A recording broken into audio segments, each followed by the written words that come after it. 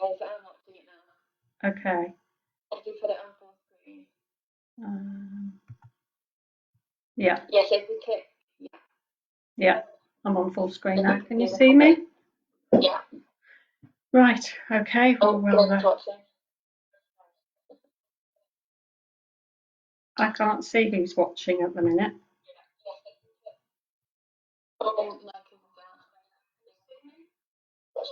Oh, I better turn you off now because we're repeating, aren't we? All right. I'll keep watching. Okay, thanks, bye. I'm hoping everybody can see me now, but I need to just wait for a few minutes.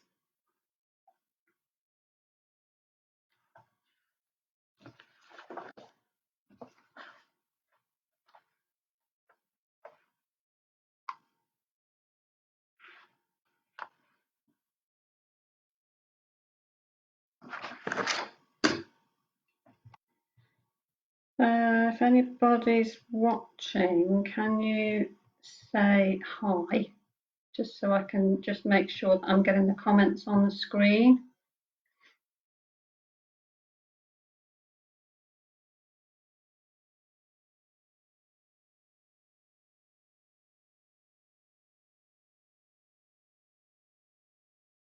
I'm not seeing anything pop up at the minute.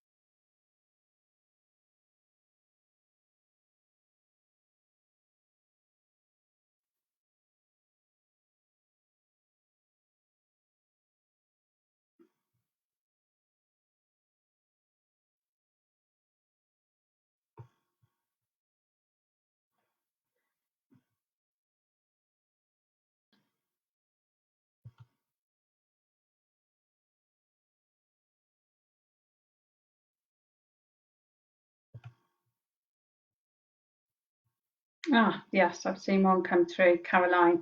Thank you, Caroline. Hello. That shows that they're popping up, so might be a few second delay, but it looks as though I'm getting them now. Just a couple more minutes to wait, as we're not quite on 12 o'clock yet.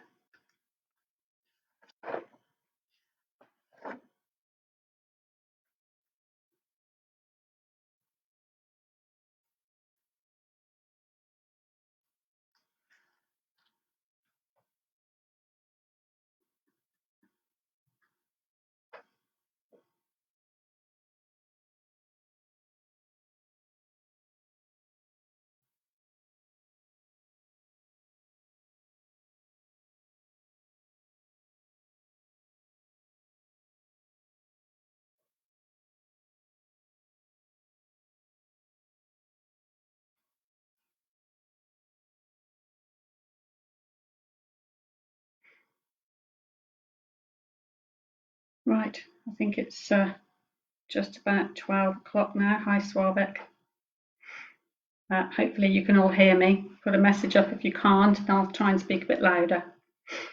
But just wanted to say welcome. I can't see how many people are on here, but hopefully everyone has had messages to invite you to our live landlord update and Q&A session. Thank you for joining us. Just wanted to explain really that we've been inundated really with calls and questions from landlords and tenants over the last few weeks. So we thought it would be a good idea to sort of share those questions and answers with you, to any of our existing landlords or any new landlords that are out there, as it's gone on our Facebook page. So anybody is welcome, both landlords and tenants, anyone else that is interested or who has anything to do with property. So yeah, just to talk about the questions that we've been having, I've made a list myself just to talk through to start with. And then obviously if anybody has any questions as we go along, if I haven't answered them, I will keep an eye on the chat that's coming up in the box here, and answer them as we go along. So starting with the main question that we've been asked, of course, by a lot of landlords and a lot of tenants is, will my rent still be payable? Will my tenants still pay my rent? The obvious answer to that is yes, your rent is still payable. Your tenants are still liable to pay your rent. There's been no changes in legislation, so the rent is still payable. The government obviously has brought in the Coronavirus Act and has introduced a number of schemes to help everybody in the UK to be able to sort of keep the bills paid and keep their rents paid and keep their income coming in. So that's why they haven't made any changes in rents payable, because most people should be able to still have their money coming in either from their employers through furlough scheme, or if they're still key workers. So rent should still come in. So the answer to that one. Should I be offering my tenant a free rent period or a reduction in rent? That is entirely up to you as a landlord. If your circumstances are different and you can afford to make a reduction in your rent, then that is entirely up to you. Again, we are being approached by a number of tenants whose circumstances have changed. If they're on the furlough scheme, or if they're self-employed, then they're coming to us to explain their circumstances, and we are able to sit and go through them really on a case-by-case basis as to what changes they have in their income, and then we're able to approach the landlord to explain the situation and to work through how we can actually get through this. Obviously, landlords' mortgage payments are still payable, and landlords have rental properties as a source of their own income, so they need to keep the rent flowing that way. And so we can look at making a reduction in rent, and so that it's payable afterwards. Also, people have been asking about sort of mortgage payment holidays. Tenants have been approaching us and saying, what about if my landlord can have a mortgage payment holiday? Can I have a rent payment holiday? Well, it works slightly differently, because obviously mortgage payment holidays will depend on each mortgage lender. Some mortgage lenders have said that under the circumstances, if a homeowner can't afford to pay their rent for their own change in circumstances, then they will allow a 3-month mortgage holiday. But bear in mind that is either added to the end of the mortgage, or it's delayed for 3 months, so that the mortgage payments actually go up after 3 months in order to start sort of making those repayments. And obviously interest is still accumulating on those payments, whether they're delayed or not. So tenants, we can say to them, if a landlord has a mortgage payment holiday and they want to sort of give that relief to their tenants, then tenants, yes, you could have a rent reduction depending on your circumstances for 3 months, but the payments should be deferred, as mortgage payments will be, for that 3-month period, and then we can work out a payment plan after that. So again, it's all on a case-by-case basis.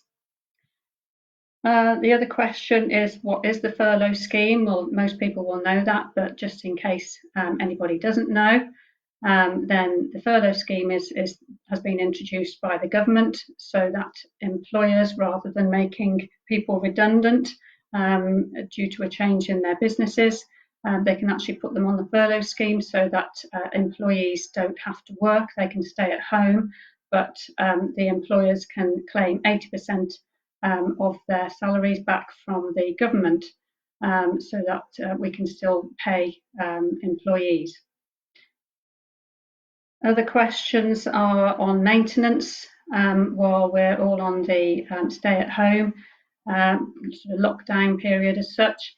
Essential maintenance, yes, should still be carried out over this period, such as, if you've got water pouring through the ceiling, then or a reef leak, then yes, that's classed as essential maintenance. We are having a lot of maintenance calls in our property management department, We're having to again deal with them on a case-by-case basis. There's obviously a big difference between a fence panel that's fallen down, which is not classed as essential maintenance, or a dripping tap. But you know, when it is essential, then we can arrange for contractors to go out to the properties. We still need to check, obviously, ask those questions, such to the tenants, such as, you know, have they, is any members of their family, have they been diagnosed with the coronavirus? Are they self-isolating? Or, you know, all those sort of simple questions that we can ask to make sure that it's safe for a contractor to enter the property. Obviously, we're asking the same questions of our contractors to make sure that you know, we're trying to sort of keep those social distancing rules there as well. So we'll make as many plans as we can to make sure that everybody is safe as far as we possibly can. Same goes with gas checks. If the gas safety inspection is due over this period, over the stay-at-home period, there are no changes in legislation. The gas inspection still needs to be done. So again, we're trying to accommodate those checks and make sure that they do still happen. We are having some tenants that don't want anybody to enter in their property during this period for their own safety. So again, we're documenting that. We can't force entry. We're not going to force entry. So you know, we'll make sure that we can document that. We're also having some contractors who they don't want to enter properties. So again, we've got a list of gas engineers, a list of contractors that we use on a regular basis, so we can work through that list to see who is available to make sure that those gas inspections are carried out. But again, if there's for any reason it can't be done, then we just need to make sure that we're documenting it and we're sort of keeping it close at hand, so that obviously when we can get movement and we can arrange access, then that obviously will be done. Is my tenant still moving out is another question that we're asked on a regular basis. If tenants have already given notice and the notice is expiring or has expired, or the landlord has served notice and needs to get their property back, yes, some tenants are still moving out, but obviously we're still getting this message again and again, stay at home. So some tenants cannot move out of properties because the property they're moving to is no longer available, or again, they can't access it. They can't get removals because removal companies have been told not to continue working during this period. So it is very, very difficult for people to move, and we all need to listen to the message of stay at home. So if a tenant was due to move out and hasn't moved out, or isn't going to move out when the notice period ends, again, we can monitor that and just make sure that you know, we're keeping in touch with them, and we can and obviously see what's happening at the end of this period. Rent is still payable for that period after the notice expires. So just in case anyone was asking that question as well. Notices that need to be served, so Section 21 notices and all other notices that can be served on tenants during this period have been extended. So Section 21 notices, for instance, were previously a 2-month notice period, minimum 2 months. That the legislation has now changed until the 30th of September this year, so that notices are now a minimum of 3 months. So the statutory notice has actually changed, the wording has changed, so we've got all that up to date in our systems. So 3-month notices must be served. When it comes to court evictions, anything like that, I believe they've all been delayed and shelved for the time being. Again, while we can't, you know, everyone is sort of encouraged to stay at home, so they've all been sort of put on hold for this period. So there will be no court evictions, certainly for the next 3 months. Other questions that we've been asked are with regards to vacant properties. Obviously on the 26th of March, this was quite a shock to everyone, and we had a number of properties available on our books to let. those properties are still available, and obviously we've got landlords who want tenants to move into those properties.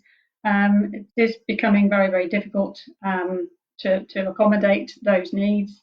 But we are still receiving a number of inquiries. We're absolutely inundated with inquiries from people who are saying, can I view this property?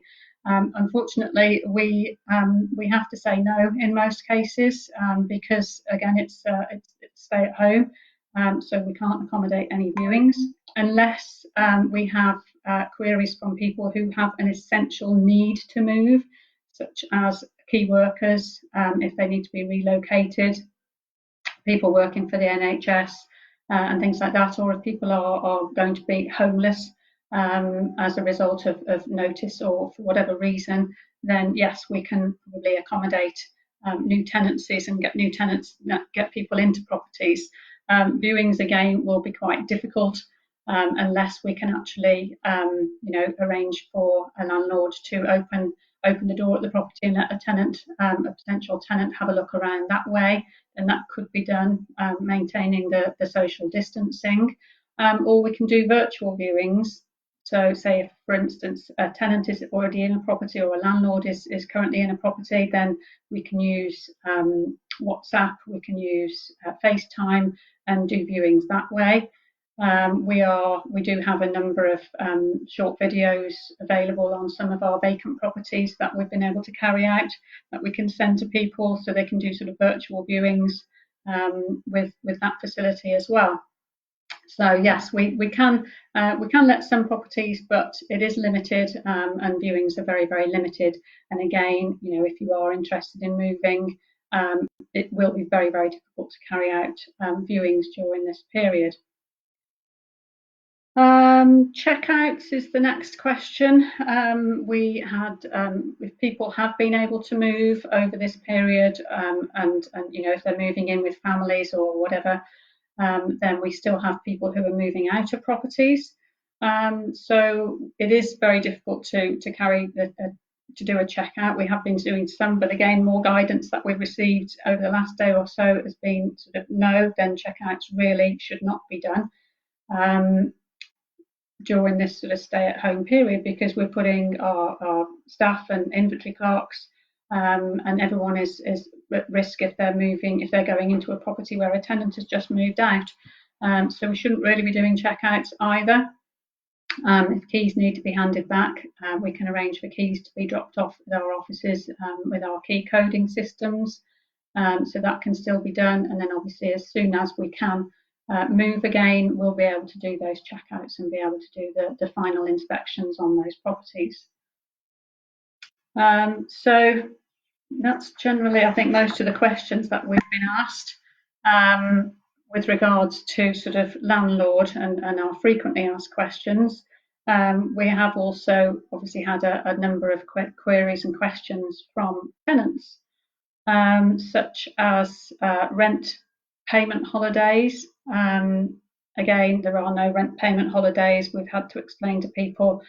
We are very, very sympathetic to people's circumstances, and again, we can go through income and expenditure, but we do need to have obviously written proof that income has changed, and we can verify that. So yeah, if there are any tenants that are watching this, then please come to us and we can talk about any sort of circumstances and speak to your landlord and sort of go through and see what we can work out, whether we can work out a repayment plan afterwards, then that can be done. Also, with regards to utilities and council tax, we've had a lot of tenants who have asked, are they still payable during this period? Yes, they are, is the answer to that. However, again, depending on everyone's personal circumstances, if they have changed, if you are suffering a financial loss, then contact the local authority, contact utility companies, explain the situation and see what can be done, because there are various companies out there who can offer help during this period. So that's generally the most questions that have been asked. I think the rest of them have been covered by the landlord questions. such as sort of moving out, and is rent still payable, then yes, we can, we're going through all those questions. So I haven't seen any other sort of questions come up. Let me just double check. Oh yeah, there are actually. I need to just scroll down. Gaz has asked, as a private tenant who has lost jobs, are we okay not to pay rent for 3 months? And we have no money and benefits that don't cover full rent, if you're a single man.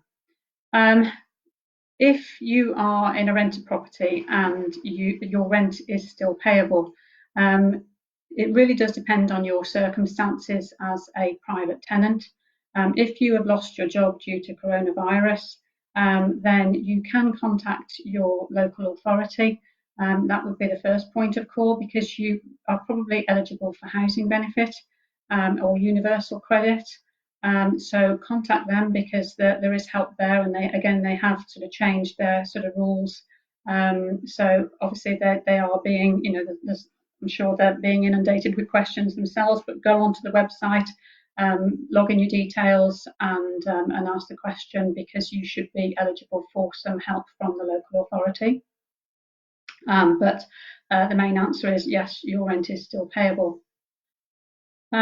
Chris has asked one question: what protections do private landlords have re an increased risk of rent arrears with their tenants due to coronavirus?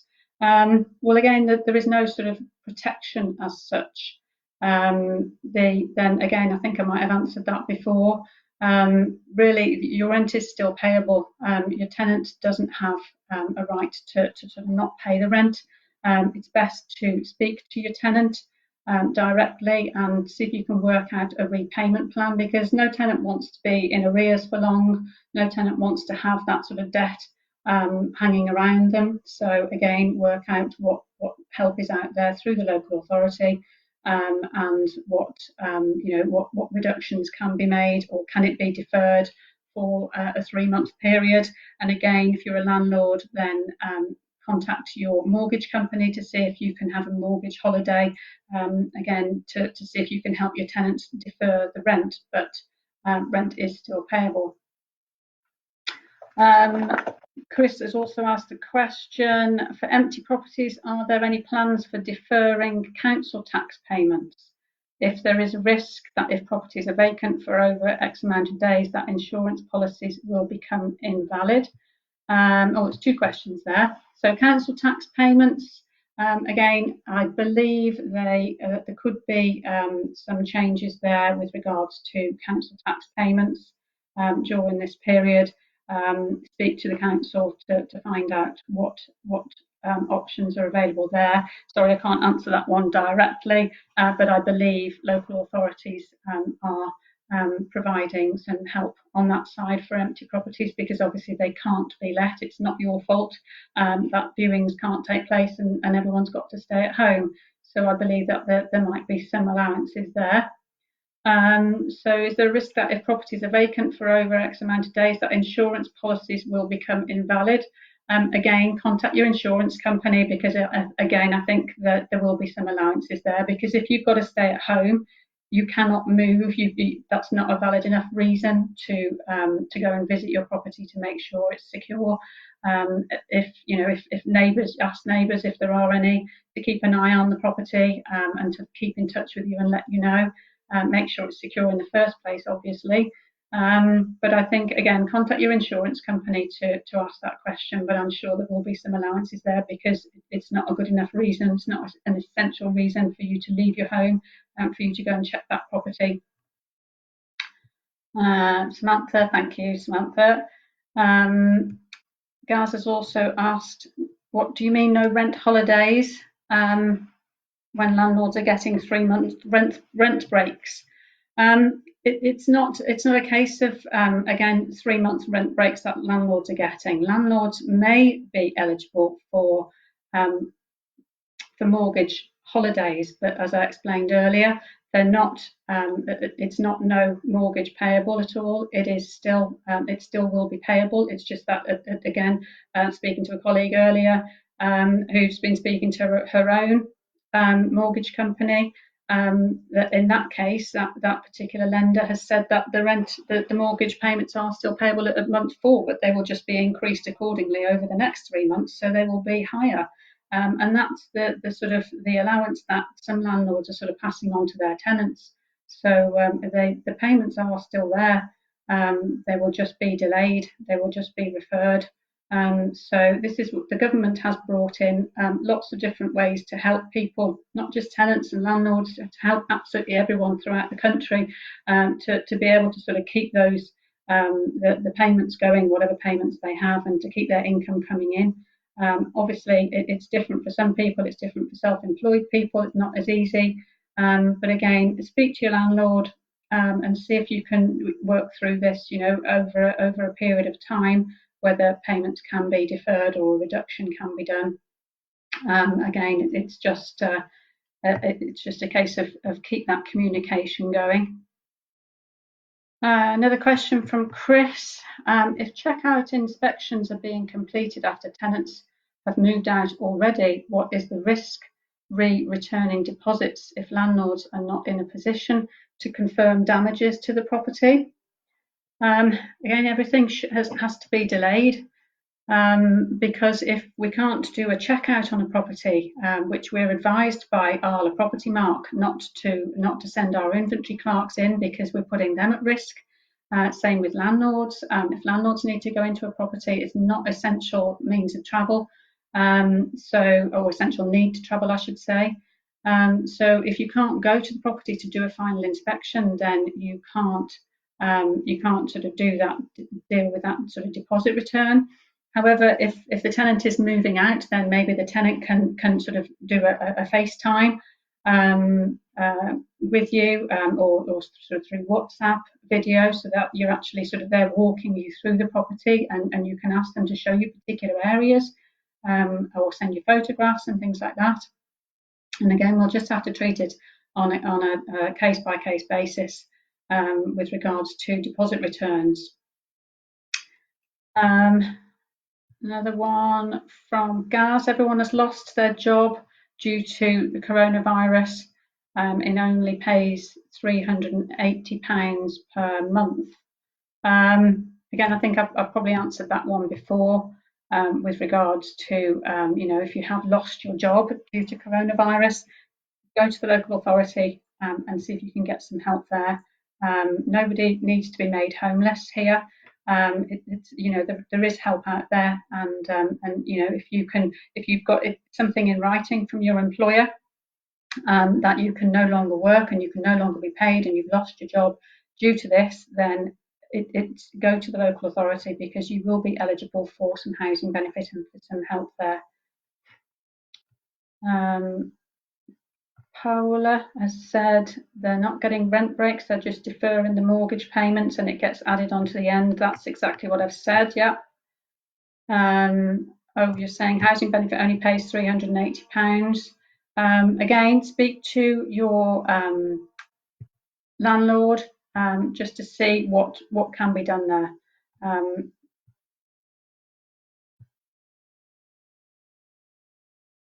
Another question from Becky.